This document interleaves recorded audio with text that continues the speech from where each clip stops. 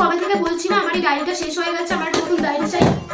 তোর খাতা শেষ হয়ে গেছে? আমাদের বেলা খাতা পেতাম না রে, দেয়ালে মাটিতে লিখতাম, দেয়াল ভরে যেত, তাই জন্য মা কলা পাতা কচু পাতা নিয়ে আসতো, লিখতে লিখতে কচু পাতা একবারে ছিঁড়ে যেত, তারপরে কি করতে জানিস, জলে থাক তোরা বুঝবি না, আর তোদের কি বলবো। হ্যাঁ যাও তো, রোজ শুরু করে দেয়, বিরক্ত।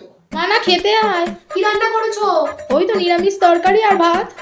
কেন তোমাকে কি একটু মাংসও করতে নেই নাকি? মাংস খাবে? রোজ মাংস খাবে? কোথায় পাবো মাংস? আমাদের বেলায় মাসে একবার ডিম আনতো, ডিম, মাংস নয়, ওই ডিমটাকে ভেজে 4 ভাগ হতো, ওই 4 ভাগের 1 ভাগকে আবার 8 ভাগ করা হতো, 8 ভাগের 1 ভাগ খেতাম আমরা।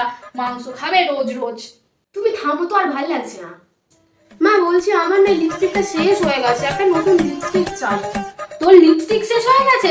তাহলে শোন, আমাদের সময়। আরে থাক থাক থাক, তোমার আর কিচ্ছু শুরু করতে হবে না, আমার লিপস্টিক অনেক আছে, 1 বছর চলে যাবে, অনেক আছে।